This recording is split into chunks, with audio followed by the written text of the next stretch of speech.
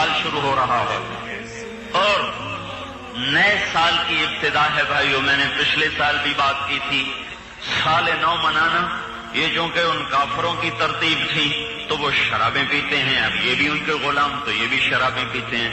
وہ زنا کرتے ہیں، یہ بھی زنا کرتے ہیں. وہ ناچتے ہیں، یہ بھی ناچتے ہیں.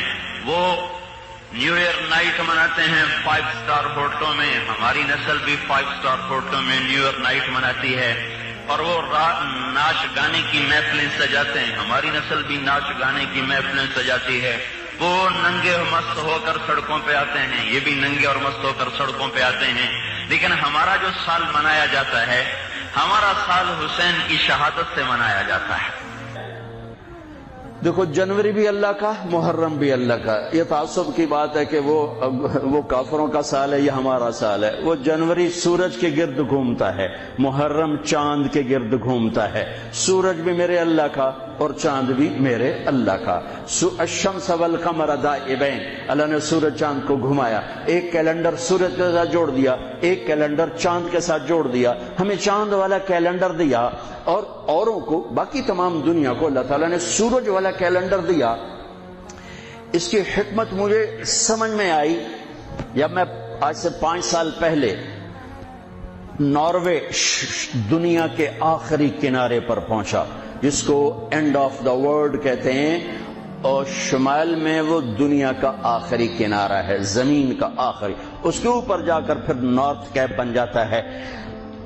جب میں وہاں پہنچا، اس علاقے میں سورج کا کیلنڈر فیل ہو جاتا ہے.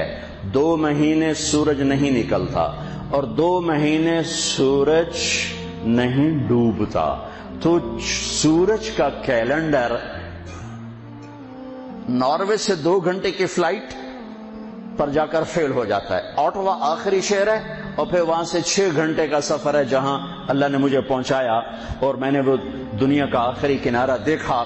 اللہ کی مخلوق بہت دیکھی، پر 2 مخلوق کو دیکھ کر جو میرے اوپر اللہ کے خالق ہونے کی ہیبت طاری ہوئی وہ میں کبھی نہیں بھلا سکتا. شاید ہزاروں کتابیں پڑھ کر بھی میں اللہ کے خالق ہونے کی ہیبت کا احساس نہ کر سکتا جیسا میں نے 2 اللہ کی مخلوق کو دیکھ کر میرے اوپر ہیبت طاری ہوئی کہ کتنا بڑا خالق. بلا وہو الخلاق العلیم، کتنا بڑا خالق. ایک ہمالیہ پہاڑ کو دیکھا، اس کی چوٹی ننگی تھی، سارا سلسلہ ننگا تھا. کئی 100 میل کا پہاڑی سلسلہ سال میں 15-20 دن کے لیے کھلا ہوتا ہے، ورنہ سارا سال بادلوں میں ڈھکا ہوتا ہے. تو ہماری فلائٹ جا رہی تھی کھٹمنڈو سے ڈھاکا، تو کیپٹن نے اعلان کیا کہ آج کے مسافر بڑے خوش قسمت ہیں کہ آج ہمالیہ اپنے پورے سلسلے کے ساتھ بالکل کھلا ہے. آپ دیکھ سکتے ہیں یہ سال میں 10-15 دن ہی کھلا ہوتا ہے، باقی بادلوں میں ڈھکا ہوتا ہے. جب میں ادھر بیٹھا تھا، جب اعلان سنا میں اس طرف گیا تو دیکھتے میں ایسے ہوا کہ میں نے اللہ کی ہیبت کا نظارہ جو وہاں دیکھا. ہزاروں کتابیں پڑھنے والا عالم مفسر وہ نہیں میں احساس کر سکتا، نہیں کر سکتا. میری آنکھیں پھٹ گئی اور میرے منہ سے بے ساختہ نکلا اللہ اکبر. مسجد میں نعرے لگوانا تو ویسی بڑی نادانی ہے کہ مسجد اللہ کا گھر، مسجد اللہ کا گھر. یہ ہمارے خطیب نعرے لگوا رہے ہوتے ہیں اللہ کے واسطے.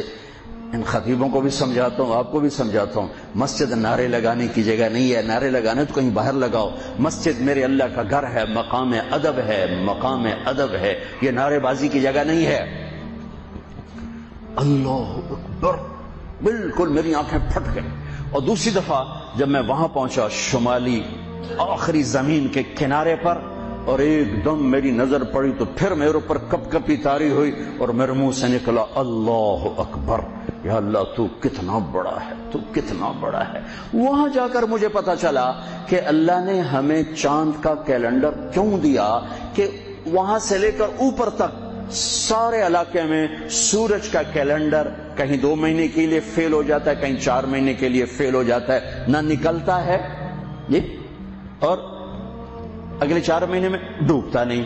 تو اب رات ہے یا دن ہے کچھ پتہ نہیں، لیکن چاند وہاں پورے نظام کے ساتھ نکلتا بھی ہے، گھٹتا بھی ہے، بڑھتا بھی ہے، ڈوبتا بھی ہے. جب میں وہاں پہنچا مجھے نماز پڑھنی تھی، دن ہے کہ رات ہے، ویسے تو گھڑی موجود تھی پتہ ہے، لیکن جب آسمان کو دیکھا تو کچھ پتہ نہیں. چاند کو چمکتے دیکھا تو مجھے پتہ چلا کہ رات ہے. رات ہے۔ تو وہاں مجھے یہ بات سمجھ میں آئی کہ میرے نبی تو سارے عالم کے نبی ہیں، صرف بر صغیر کے نہیں، عرب کے نہیں، عجم کے نہیں، دنیا کے آخری کنارے میں اگر کوئی رہتا ہے تو میرے نبی کی نبوت کے سائے میں ہے، مانے یا نہ مانے۔ اگر اسے میرے نبی کی شریعت پہ چلنا ہے، نماز پڑھنی ہے، روزہ رکھنا ہے، تو چاند موجود ہے، چاند کو دیکھو، حساب لگاؤ، چاند موجود ہے تو رات ہے، چاند موجود نہیں تو دن ہے، چاہے اندھیرا ہو چاہے اجالا ہو، چاند کو دیکھتے جاؤ، ٹائم بناتے جاؤ، حساب سے چلتے جاؤ۔ وہاں جا کے مجھے پتا چلا کہ میرے رب نے اپنے حبیب کو چاند کا کیلنڈر کیوں دیا۔